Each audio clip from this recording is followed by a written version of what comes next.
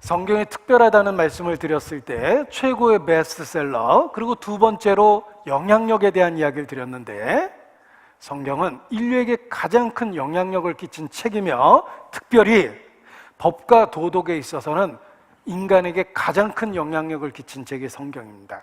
전 세계 어디를 가서 법령을 읽어봐도 그 유래가 성경에서 유래됐다는 것입니다.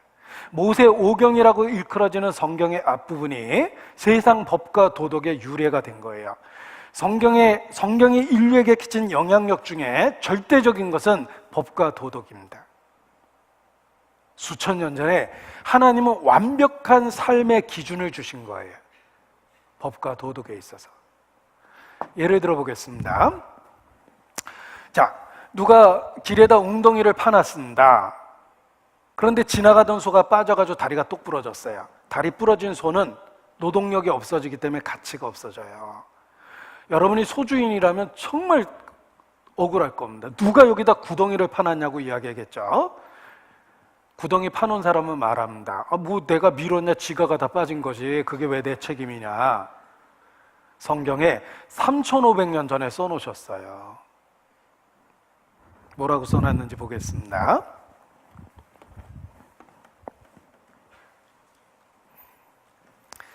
성경은 법과 도덕에 있어서 놀라울 정도의 영향력을 끼칩니다. 증거입니다. 출애굽기 21장, 사람이 구덩이를 열어두거나 구덩이를 파고 덮지 아니하므로 소나 나귀가 거기 빠지면 그 구덩이 주인이 잘 보상하여 짐승의 임자에게 돈을 줄 것이요 죽은 것은 그가 차지할 것이니라. 3,500년 전에 하나님 말씀하신 거예요. 정말 합리적인 기준을 주셨죠? 구덩이 파놨다면 그거 메꿔야지 그냥 두면 되겠냐. 죽게 된 소는 구덩이 판 사람이 갖고 주인에게는 새 것을 사줘라, 이런 뜻입니다. 자, 집을 새로 졌는데 이웃이 놀러 왔다가 그만 떨어졌습니다. 높은 데서. 그게 다쳤습니다. 이거 누구 책임이냐? 여러분, 집주인은 말할 겁니다. 왜 남의 집에 와서 떨어지고 그러냐? 내가 뭐 밀었냐? 하나님 이렇게 말씀하십니다. 보세요. 3,500년 전에 하신 말씀이에요. 신명기 22장 8절, 내가 새 집을 지을 때 지붕에 난간을 만들어 사람이 떨어지지 않게 하라. 그 피가 내 집에 돌아갈까 하노라. 굉장히 합리적이죠. 시설물 안전관리에 관한 특별법이에요. 집을 지면 위험한 데는 난간을 만들어야지 그냥 두면 되겠냐, 이런 뜻입니다. 출애굽기 22장, 내가 만일 이웃의 옷을 전당 잡거든 해가 지기 전에 그에게 돌려보내라. 그 몸을 가릴 것이 이뿐이라. 이는 그 살에 오신즉 그가 무엇을 입고 자겠느냐. 그가 내게 부르짖으면 내가 들으리니 나는 자비한 자임이니라. 자, 유대 광야는 낮에는 엄청나게 덥습니다. 해가 떨어지면 기온이 뚝 떨어져요. 그래서 기온의 변화가 심하기 때문에 유대인은 긴 옷감을 몸에다 감고 다닙니다. 왜냐하면 잘 때는 게 이불이거든요. 만일 그것을 빛을 못 감는다고 뺏어가 버리면 저녁에 저체온증으로 죽어버립니다. 하나님은 아무리 빛을 못 갚아도 살 수 있는 조건은 만들어줘야 된다.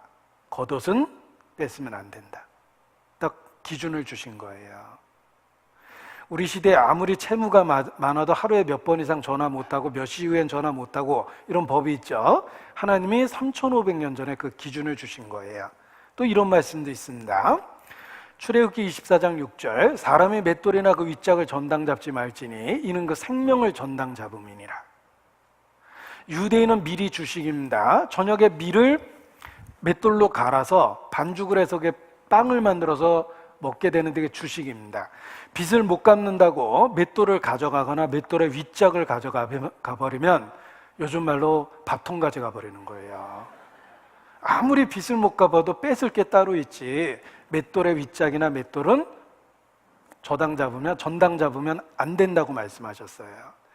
이런 합리적인 기준을 3,500년 전에 주셨다는 게 중요한 거예요. 성경은 법과 도덕에 있어서 놀라울 정도로 정확한 기준을 준 겁니다. 하나님이 가라스되, 하나님 말씀이기 때문에 그게 가능한 거예요. 부끄러운 얘기지만 우리나라도 사실 100년 전까지만 해도 재판을 어떻게 했습니까? 일단 잡아봅니다.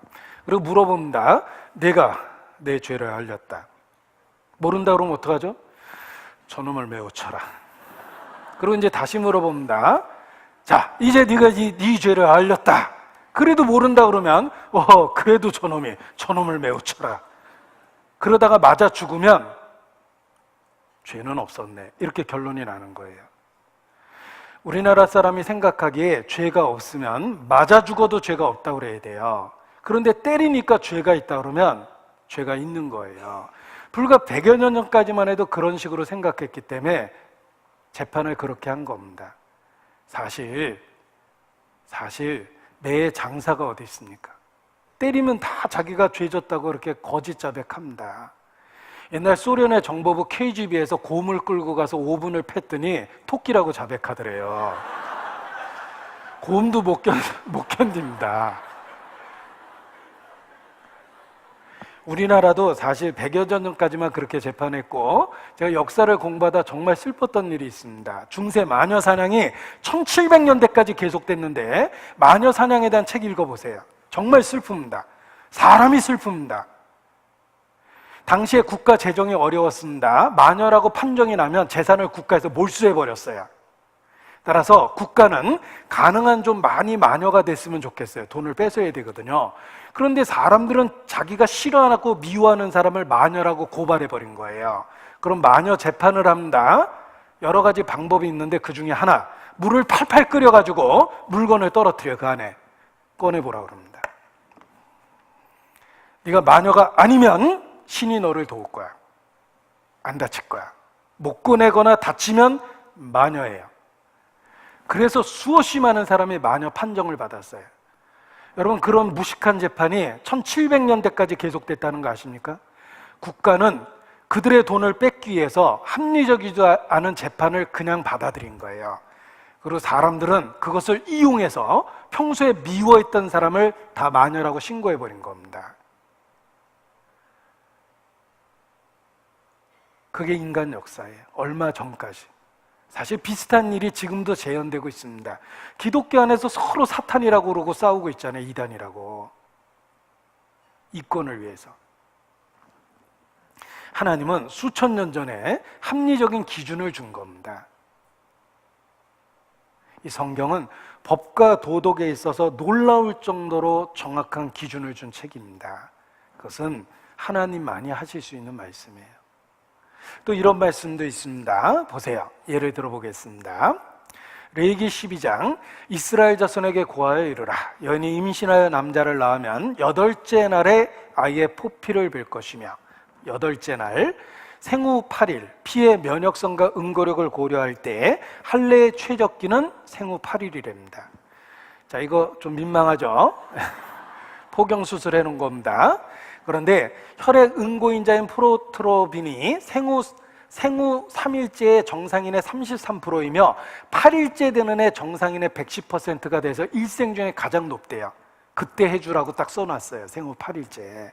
이런 말씀은 하나님만 할 수 있는 말씀이에요. 평생에 110% 이상의 그런 프로트롬빈이 110%가 되는 경우는 딱 한 번이래요. 생후 8일째. 그때 해줘라. 이렇게 하나님만이 할 수 있는 이야기죠. 또 레위기 13장에 보면 환자는 옷을 찢고 머리를 풀며 윗입술을 가리우고 외치기를 부정하다 부정하다 할 것이요 병 있는 동안은 그가 부정한즉 혼자 살되 진 밖에 살지니라. 윗입술을 가리우고, 대부분의 병원교는 타액에 의해서 옮겨집니다. 그래서 윗입술을 가려야 되는 거예요. 그가 진 밖에 살라고 그랬죠. 격리 수용해야 돼요. 격리와 구별, 침을 통해 병균이 전염되는 걸 막는 것입니다. 우리가 이 기본적인 걸 지키지 않았다가 작년에 기억나시죠? 메르스 사태를 겪었어요. 국가 위기에 빠졌습니다. 윗입술을 가리우고 마스크를 하고 부정하다 내가 병들었다는 걸 이웃에게 알리고 진 바깥에 일주일 이상 격리돼 있어야 돼요. 그런데 이 기본적인 하나님이 가르쳐준 원칙을 지키지 않았기 때문에 병이 걷잡을 수 없이 번졌던 겁니다. 레위기 15장 유출병 있는 자는 옷을 빨고 흐르는 물에 몸을 씻을 것이요 파스티르는 병원균의 성질을 발견했습니다. 대야에 씻으면 떨어졌다가 다시 붓습니다. 반드시 흐르는 물에 씻어야 됩니다. 수술 직전에 의사가 마개가 없는 수도꼭지 밑에서 10분 이상 손을 씻습니다. 대부분의 병원교는 흐르는 물의 90% 이상이 닦입니다. 그러니까 10분 이상 손을 씻게 돼 있어요. 흐르는 물에. 하나님은 죽은 자를 만져서 부정하게 되면 흐르는 물에 몸을 닦으라고 얘기하셨어요. 그래서 중세 흑사병이 돌 때 놀라운 것은 유대인이 살았던 마을에는 전염되지 않았다는 거예요. 그들은 시체를 만지면 반드시 흐르는 물에 몸을 씻었기 때문입니다. 이런 말씀은 창조주만이 해줄 수 있는 말씀입니다. 또 예를 들면 레위기 25장, 너는 6년 동안 그 밭에 파종하여 6년 동안 그 포도원을 다스려 그 열매를 거둘 것이나 제7년에는 땅으로 쉬어 안식하게 할지니 여호와께 대한 안식이라. 너는 그 밭에 파종하거나 포도원을 다스리지 말라. 자, 살충 효과와 땅의 산성화를 막기 위해서 7년마다 한 번씩 휴작하라고 말씀하신 거예요. 땅도 지력이 있거든요. 계속 농사를 지면 땅이 못 버텨냅니다. 하나님은 7년마다 한 번은 쉬어야 된다라고 얘기하셨어요. 이런 말씀은 창조주만이 해줄 수 있는 말씀입니다. 성경을 배워보면 정말 하나님 말씀이다라는 생각이 들 수밖에 없다는 거예요. 법과 도덕에 있어서 완벽한 기준을 주거나 우리의 삶에 꼭 필요한 것들을 가르쳐 주셨기 때문입니다. 수천 년 전에, 무려 3,500년 전에.